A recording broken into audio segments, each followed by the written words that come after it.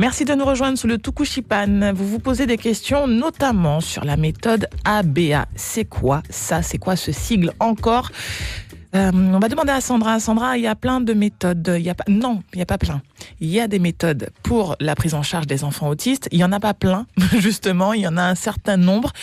Et celle qu'on connaît peut-être le plus, c'est la méthode ABA. C'est quoi cette méthode? Alors, la méthode ABA est une méthode comportementaliste.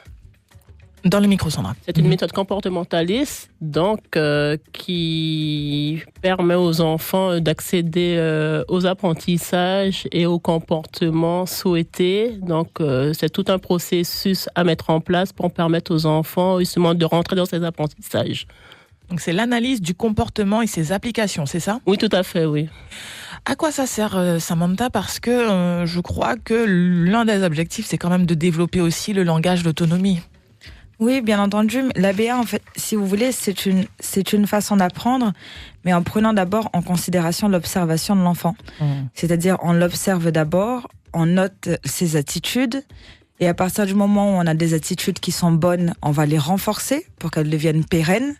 Et quand on a des attitudes mauvaises, on va essayer de les estomper, de les effacer, en plaçant d'autres à la place. Donc c'est vrai que raconter comme ça fait un peu technique et ça paraît très difficile. Mais parfois, en félicitant notre enfant un peu plus que d'habitude sur certaines actions et en évitant de regarder d'autres qui sont plus négatives, on va au fur et à mesure estomper justement ces mauvais comportements et voilà, et travailler sur les bons. Je crois que c'était très compliqué, mais en fait, on fait ça avec des enfants qui sont pas autistes. Tout à fait. Regarde, ce sont des méthodes ordinaires qu'on applique pour nos enfants, effectivement, mais qu'on va renforcer pour ces enfants à profil particulier. On va plus appuyer sur certaines problématiques pour justement permettre à ces enfants-là, comme je le disais, d'accéder au bon comportement ou aux apprentissages. Là où il y a une difficulté, c'est qu'il n'y a pas de profil type d'enfant autiste. Chaque personnalité correspond à des comportements divers. Donc là, ça demande une phase d'observation qui est assez longue quand même, Sandra, et qui est constante. Oui, une phase d'observation assez longue qu'on va corriger au fur et à mesure de l'évolution de l'enfant, qu'on va réadapter, qu'on va à chaque fois retravailler en fonction des demandes ou de la problématique du moment. Comment ça se passe vraiment le quotidien, Samantha? Parce que lorsqu'on dit ça, ça veut dire que vraiment, du lever au coucher, on est en train d'observer son enfant déjà. Après, les professionnels vont l'observer aussi lorsqu'il est confié à une institution, une école quelque part. Ça veut dire qu'on est constamment finalement en train de regarder, de décortiquer justement les différentes attitudes. Je pense que très sincèrement, c'est ce qui est fatigant pour les parents d'une façon ou d'une autre. C'est que quand on a un enfant ordinaire, bien entendu qu'on doit lui donner toutes ses attentions. Et bien entendu que l'ABA aussi marche sur des enfants ordinaires. Ce n'est pas une technique spécialement développée pour les enfants les personnes atteintes d'autisme. Mais en effet, quand on veut travailler sur le développement de notre enfant et des apprentissages, on doit avoir un regard aguerri plus souvent, plus longtemps. Et bien entendu que n'étant pas professionnel, on est parents aussi, on n'a pas envie de devenir des éducateurs de nos enfants au quotidien. Donc on a des moments de relâchement, on a des moments où on n'a pas envie non plus. Et on a des moments envie simplement d'être parents, parents câlins, parents, de profiter, de jouer avec l'enfant. Mais ce qui est très intéressant, c'est que l'ABA, de toute façon, ne peut pas se mettre en place sans ce qu'on appelle un pairing. Donc un pairing, on va parler d'association. C'est-à-dire que vous ne pourrez jamais travailler avec l'enfant, que vous soyez professionnel ou même parent, si l'enfant n'a pas de plaisir déjà de base à être avec vous. Donc l'ABA pousse beaucoup au jeu avec l'enfant, parce que la première chose, c'est de faire en sorte que l'enfant s'approprie les lieux, donc il a un pairing justement, une bonne association avec le lieu dans lequel il va travailler, un pairing avec les items, donc les choses avec lesquelles il va travailler, et le pairing surtout avec l'intervenant. Donc c'est-à-dire que, et c'est très important ça pour nos enfants, par exemple quand on va chez un professionnel, que ce soit un dentiste, que ce soit une neuropsychologue, que ce soit, peu importe le professionnel. Si de prime abord, le professionnel n'arrive pas à établir une relation avec notre enfant, il ne pourra pas l'approcher. Pour la plupart de nos enfants, il ne pourra pas les approcher. Et parfois, plusieurs séances seront nécessaires pour cela. Alors que le pairing, s'il est fait dès l'entrée d'un bureau d'un professionnel, en 10-15 minutes, il peut créer, même 5 minutes parfois, il peut créer une relation avec l'enfant qui va lui permettre tout de suite de le mettre en confiance. Là, on voit, oui, justement, que la relation de confiance, elle est très importante. Alors, c'est vrai pour n'importe quel enfant, c'est encore plus vrai pour un enfant qui est atteint d'autisme, parce que tout simplement, lui, il a besoin de repères fixes, souvent d'une routine. Le pairing, c'est c'est comme lorsque vous rentrez dans la voiture, dans une nouvelle voiture, que vous avez votre portable que vous voulez appairer. Tout simplement, on rentre dans les paramètres, on va chercher le Bluetooth et on va chercher l'appareil à relier les deux appareils, c'est-à-dire votre portable, le Bluetooth du portable à la voiture. C'est la même chose lorsqu'on va arriver avec son enfant dans un lieu qu'il ne connaît pas. On va essayer de l'appairer, non seulement avec le lieu, mais avec les gens qui sont autour. On va voir si Roselyne a une question à nous poser puisqu'elle nous a rejoint au 39 000. Bonjour Roselyne. Roselyne, on vous écoute. Oui, je vous parle. Vous m'entendez pas? Ça y est. Ah, d'accord. Peut-être c'était pas branché. Oui, je vous remercie beaucoup. Je dis bonjour je venais de dire bonjour à Sandra et à Samantha, et bravo pour leur participation, et puis bravo aussi pour la définition que je viens d'entendre sur le pairing. Donc je me présente, je suis effectivement la présidente de l'association. Je voulais juste apporter un petit complément aux définitions qui étaient déjà excellentes sur l'ABA, parce que c'est pas forcément toujours facile à comprendre. Je voulais juste, peut-être dire que c'est pas tout à fait, ça c'est pas vraiment une méthode, c'est surtout un cadre théorique qui c'est pas une méthode au sens où on fait ça et on fait comme ça et on fait etc. C'est vraiment un cadre théorique avec des prescriptions, comme vous l'avez dit, qui fonctionnent aussi sur les enfants non autistes, neurotypiques, mais qui sans lesquels avec un enfant autiste effectivement ça fonctionnerait pas. Alors vous avez raison aussi quand vous avez dit que c'était des questions de bon sens, c'est vrai que quand on les applique on se rend compte que c'est du bon sens et notamment pour par exemple effectivement obtenir la motivation de l'enfant, ce qui a été décrit. Alors c'est vrai qu'avec un enfant neurotypique, le fait qu'il ait envie de faire plaisir, alors un autiste aussi il a envie de faire plaisir, sauf que il n'a pas les mêmes codes sociaux, et donc si vous n'avez pas trouver sa motivation, vous ne pourrez rien faire avec lui. Et alors qu'un enfant non autiste, à la limite, on peut lui demander des choses et il va les faire gentiment, ils sont vraiment gentils, sans contrepartie. Ça dépend. Ça dépend. Oui, effectivement, pas tous. Mais donc justement, c'est pour ça que même avec tous les enfants, quand on utilise ce pairing, c'est-à-dire se rendre, alors le pairing de personnes, c'est vraiment devenir pour l'enfant une personne intéressante. Pour un autiste, a priori, les gens qu'il ne connaît pas ou les gens avec qui ne lui ont pas apporté quelque chose, ça ne les intéresse pas. Et ça ne l'intéresse pas, et donc du coup, il va pas vouloir faire des choses pour lui ou accepter que la personne entre en interaction avec lui. Donc bon, ça c'était effectivement ça a été bien expliqué, et je pense que je les laisserai détailler un petit peu parce que Samantha fait ça très très bien, a des très bons exemples, Sandra aussi, mais son enfant est plus grand. Et voilà, sur la différence, pour bien comprendre effectivement ce que c'est que l'ABA. Alors c'est pas forcément une panacée, mais l'intérêt par rapport aux autres méthodes, et d'ailleurs aux autres cadres théoriques qui sont par exemple psychodynamiques, c'est que c'est scientifique et que c'est aussi une des approches qui est recommandée par la Haute Autorité de Santé et qui fait partie des bonnes pratiques. Est considérée comme une mauvaise pratique, par exemple, la psychanalyse, parce que la psychanalyse n'a jamais prouvé qu'elle avait aidé le moindre enfant. Toutes les approches psychodynamiques qui disent l'enfant est fâché, l'enfant est ceci, ou qui analysent, mais pas le comportement, mais plutôt les sentiments, n'ont jamais été efficaces pour les enfants avec autisme. En revanche, toutes les méthodes éducatives, comportementalistes, qui sont basées effectivement, ce qu'on entend par analyse, c'est pas du tout la psychanalyse, mais l'analyse du comportement au sens où on observe l'enfant, on regarde, effectivement, vous l'avez dit aussi, il y a des autismes, mais pas un autisme, donc on regarde comment celui-là fonctionne, et en fonction de ses centres d'intérêt et de comment il fonctionne, on va développer un programme qui va l'aider à rentrer dans les apprentissages. Autre chose qu'il est important de dire, parce que c'est une légende qui fait que, par exemple, l'ABA serait normatif, qu'on voudrait des enfants façonnés normaux. D'abord, on n'y arrive pas, je veux dire, c'est pas le but, et puis que de toute façon, mais que l'idée, c'est de les rendre socialement fonctionnels ou performants. C'est-à-dire que tout ce qu'un autre enfant peut faire, comme par exemple être totalement casse-pied, ou ne pouvez pas vouloir faire ses devoirs, ça, on va pas l'empêcher, parce que c'est socialement normal. En revanche, regarder en l'air ou tourner sur lui-même ou faire avoir des stéréotypies. Ça, on va l'aider à ce qu'on appelle estomper ces comportements qui sont des comportements souvent sensoriels, qui l'aident à se rassurer, mais qui va être marginalisé ou qui va faire peur à ses petits copains, ou que ses petits copains vont moins bien l'accepter. Voilà, je vais pas être trop longue, mais je voulais vraiment apporter ces petits éclairages qu'on pense pas forcément à dire, parce que pour nous c'est évident, mais pour les gens qui connaissent pas, c'est pas toujours clair. Voilà.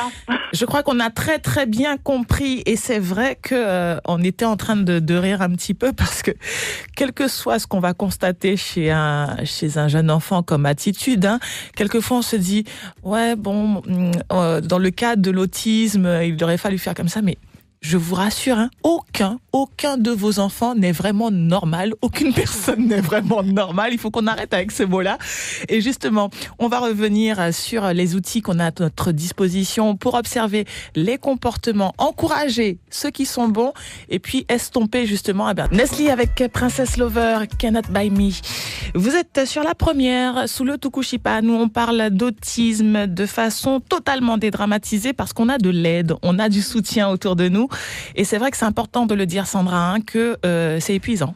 C'est épuisant d'avoir des enfants, déjà, de les élever, de les éduquer, de s'en occuper, de les valoriser. C'est déjà compliqué lorsqu'on a un enfant dit normal, entre guillemets, neurotypique, qui n'obéit pas forcément pour autant. C'est-à-dire qu'on aura toujours des phases de négociation, de contestation, où il faut expliquer. Mais lorsque justement on a un enfant qui est pas forcément dans la même dynamique, on apprend à l'observer.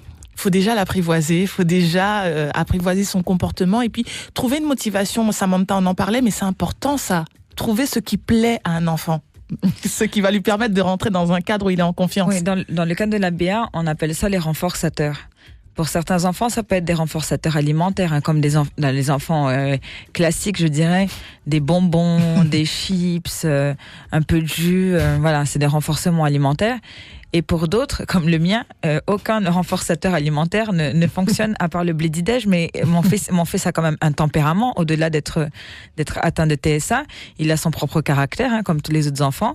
Et lui, quand il sait que c'est le biberon entier, le biberon doit être rempli jusqu'au bout, il n'y a pas de négociation possible. On peut pas mettre un tiers de biberon, un demi, parce qu'il regarde d'abord avant de boire. Donc du coup, si c'est pas à la hauteur qu'il a l'habitude tous les jours, ça l'énerve complètement, parce qu'il sait très bien que j'ai gardé une partie, que je lui ai pas donné la totalité. Il n'est pas plus bête qu'un autre. Mais c'est vrai que on va regarder ses centres d'intérêt. Il a tel jouet qui attire particulièrement son enthousiasme, sa motivation, comme disait Roselyne il y a 2 secondes. Donc ce jouet, on va peut-être l'enlever de son quotidien pour ne pas qu'il perde l'intérêt. Et il nous servira peut-être au moment d'un exercice pour dire, mais fais comme maman, tape des mains. On va le guider pour qu'il tape des mains et on va le récompenser avec son jouet préféré pour qu'il joue un petit peu. On retirera le jouet et on continuera l'exercice et on remettra le jouet. Et puis après, les intérêts des enfants changent. Ça, c'est comme tous les enfants. À certains moments, ce qui paraît très intéressant maintenant ne l'est plus du tout après ou revient quelques mois après. Et du coup, on va être constamment en train d'évaluer un peu ses préférences pour pouvoir utiliser ses préférences et associer les moments de travail à des moments de plaisir. C'est ça, on parlait de ça, Sandra, de la routine qui réconforte. Il y a des routines qu'on peut laisser s'installer, d'autres qu'on va essayer d'estomper au fur et à mesure. Tout ça, ça demande à chaque fois des ajustements. Oui, c'est toute une organisation. Alors, c'est vrai qu'on parle là essentiellement de la méthode ABA, mais aussi pour accompagner ces enfants, il y a aussi d'autres outils. Donc, c'est le PECS. Donc, le PECS, c'est la communication par l'image. Donc, ce sont les pictogrammes pour les enfants non-verbaux, mais ces pictogrammes peuvent être aussi utilisés pour les enfants verbaux. Donc, on va les utiliser notamment, par exemple, pour les emplois du temps, avec le TEACH. Donc, le TEACH, pour rappel, c'est l'organisation du temps et de l'espace. Donc, ces enfants porteurs d'autisme, il est très important aussi d'organiser leur journée. C'est très important pour eux de savoir, dès le matin au réveil, qu'est-ce qui va se passer, où ils vont aller, avec qui, dans quelles conditions, pourquoi faire. Donc, il y a tout un travail au préalable à faire, donc pour revenir au pairing, pour déjà conditionner l'enfant pour qu'une séance se passe bien, effectivement. Un premier rendez-vous chez un professionnel, au préalable, ce qui est intéressant à faire, c'est déjà d'emmener l'enfant, voir déjà les lieux, faire connaissance avec la personne avant que le travail commence. Et souvent, effectivement, quand l'enfant, même tout grand, je le vois avec mon fils, quand tout grand, l'enfant, déjà, il s'est approprié les lieux, il sait ce qui va se passer, on lui a expliqué pourquoi il vient là, on voit que tout de suite, l'enfant ou l'adolescent, et même parfois les adultes, parce qu'on reste autiste toute sa vie, même si certaines choses se sont réglées, on voit que tout de suite, ils sont apaisés et ils acceptent ces fameuses interactions sociales là où ils sont mauvais. On sent que c'est tout de suite plus facile de rentrer en contact, d'être dans l'échange avec eux. Et puis, il faut être une personne intéressante. Pour qu'un autiste s'intéresse à vous, il faut être une personne intéressante. Tout à fait. Oui, il faut. Moi, j'ai un exemple qui m'est très clair en tête. Je pense que l'idéal dans l'accompagnement qu'on a avec nos enfants chez des professionnels aurait été qu'on puisse aller une première fois chez le professionnel sans notre enfant. Pour expliquer d'abord comment fonctionne notre enfant, qu'est-ce qu'il aime, qu'est-ce qu'il n'aime pas, et pouvoir même proposer au professionnel d'emmener des renforçateurs la fois d'après, ses jouets de la maison ou quelque chose, ou le blédidège. Ça peut être, si c'est un plus grand, ça peut être la tablette. Ou la tablette. Ça peut être, et qu'on donne au professionnel ce matériel pour que le professionnel puisse remettre à l'enfant dans le cadre du pairing, justement. Ça me fait penser au chat. Le chat n'aime que la personne qui le nourrit. Il ne trouve d'autre intérêt à personne d'autre que la personne qui lui apporte de la joie, du soin, de l'affection. Et il regarde les autres avec un air méprisant, mais comme s'il n'en avait rien à faire. Tu sais, qu'est-ce que je trouve de positif dans ça, Vanessa? Parce qu'il faut toujours trouver quelque chose de positif. Et je suis très fière de l'enfant que j'ai et de celui qu'on m'a donné, que j'estime qu'on m'a donné. Ce que je trouve intéressant dans l'autisme, c'est qu'il n'y a pas de faux semblants. Tu sais, quand ils se sentent mal, ça s'exprime. Quand ils se sentent angoissés, ça s'exprime. Quand ils se sentent heureux, les émotions aussi parfois sont exacerbées et nous apportent des moments. Il y a des moments à la maison où on rigole pour rien. Juste parce qu'il est venu, il a éclaté de rire. Et ben nous aussi, on rigole à la maison et tout le monde rigole. Et ça fait tellement de bien, en fait. Et c'est vrai que, comme le disait Roselyne, si vous ne trouvez pas la motivation de l'enfant, vous ne l'intéressez pas. Que vous soyez famille ou pas, tonton, grand-père, grand-mère, si vous ne savez pas attirer l'attention de l'enfant, lui montrer que vous portez de l'intérêt, vous lui portez de l'intérêt, il passera. C'est vous, en tant que parent, bien sûr, dis bonjour à un tel, bonjour à un tel. Et non. Et pourquoi ça marche pas avec lui? Mais pourquoi quand il arrive devant un autre, il check, il tape dans la main, il dit son prénom? Le lien. Voilà, parce que un a su créer le lien et l'autre a voulu que l'enfant se mette à sa portée. Tu sais, on est toujours dans cette éducation où l'enfant vis-à-vis du parent ou de l'adulte être comme ci, comme ci, comme ça. Eh ben, les enfants atteints de TSA, ils nous apprennent à être autrement. Voilà. Ils nous apprennent à être d'autres personnes, d'autres adultes. Et des meilleures personnes, j'en suis sûre. Je serai douce, c'est le nouveau single de Senuka. On revient juste après. Je vais vous demander un cas pratique. Par exemple, comment on fait chez le coiffeur. Restez avec nous sous le Tukushipan.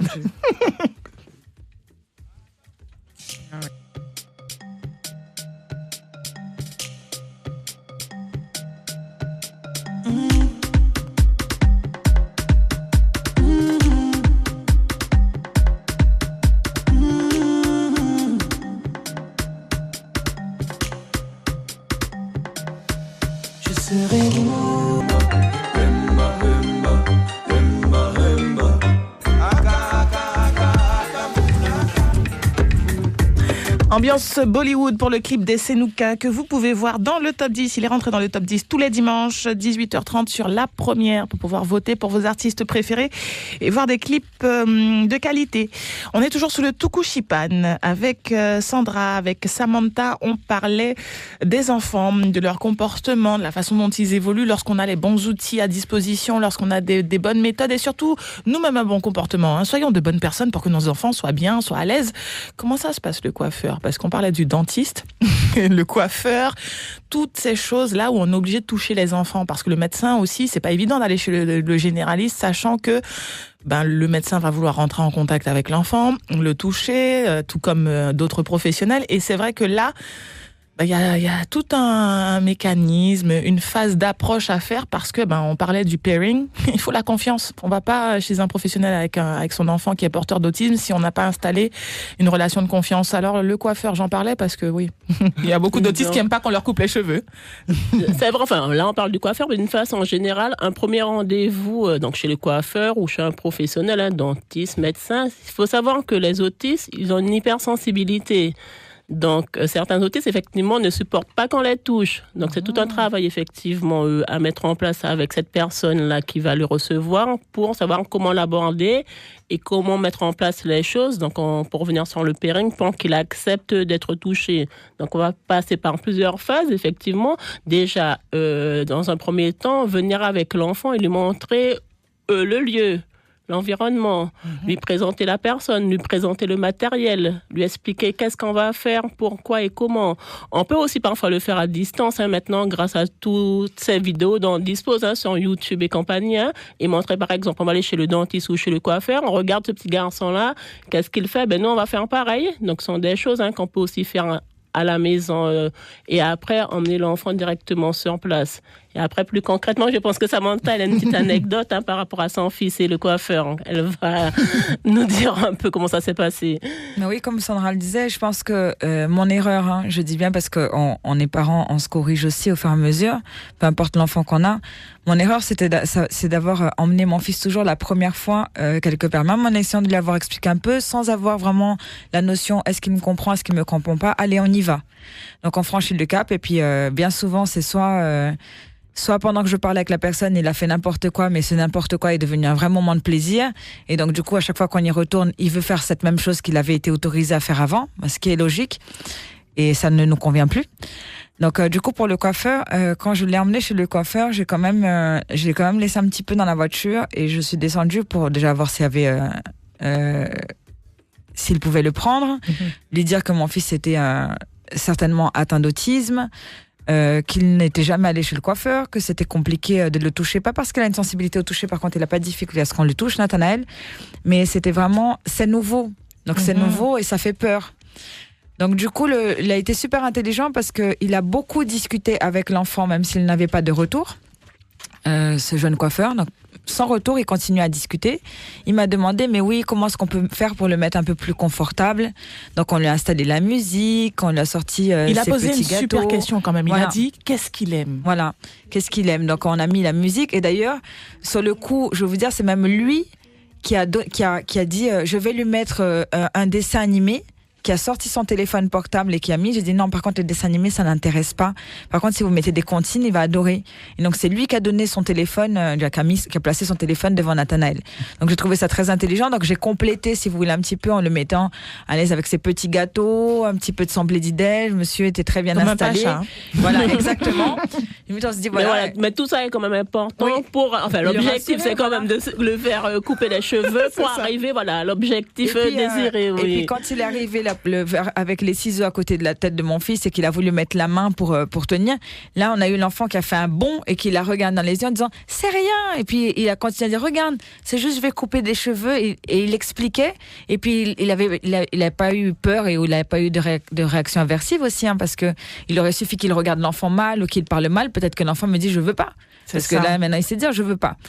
Et puis, quand il a utilisé la tondeuse, alors je me suis dit, alors là, vous y allez fort quand même, parce que moi, ça, j'aurais jamais tenté. Et il n'a pas mis la tondeuse directement, il a mis la tondeuse à l'envers. Et il a mis sur le cou très rapidement. Et donc, il a dit, t'as vu, ça fait rien. En fait, c'était juste le dos de la tondeuse. Donc, juste pour que Nathanaël sente déjà les vibrations de la tondeuse. Et quand il s'est habitué aux vibrations, là, il a remis la tondeuse dans le bon sens et il y est allé tout doucement. Donc, la première fois, Nathanaël est sursauté, il m'a dit, t'as vu, ça fait pas mal. Et il a laissé. C'était quand même la première, parce que la première fois que je l'ai emmené chez le coiffeur, c'était assez bizarre la coiffure. Mais cette fois-ci, j'avais quelque chose de plus ou moins potable. C'était pas encore parfait, mais tout le monde a trouvé ça très beau. C'est pour vous montrer que quelquefois on n'est pas formé, mais on a une intelligence et une humanité qui fait qu'on arrive, à rentrer en contact et puis à établir une relation de confiance. On va écouter Agnès qui a quelque chose à nous dire. Bonjour Agnès. Bien, bonjour aux deux invités. Je voudrais leur dire que j'admire leur courage, parce qu'il faut beaucoup de courage et puis beaucoup d'amour. On ressent qu'elles ont de l'amour. On a toujours, en tant que mère, de l'amour pour nos enfants. Mais bon, quand ils ont une différence, on en souffre et puis on ne sait pas tellement comment se comporter, comment réagir. Oui. Là, elles sont très courageuses et en plus, elles ont trouvé en cherchant par elles-mêmes, elles ont trouvé des solutions qui leur permettent d'améliorer le quotidien. Ben là, vraiment, je les embrasse très, très fort. Et tous les membres de la famille sont à côté de moi, en général, pour Sandra. Et Merci, Tati. Merci Agnès pour le témoignage. Ça nous fait plaisir. Ça montre que oui, effectivement, il n'y a pas de petits problèmes ni de grands problèmes qui sont insolubles sans amour. On va écouter un autre auditeur, une autre auditrice peut-être. Allô? Ah, c'est Mémé. Bonjour Mémé, Bonjour. comment ça va? Oui, ça va.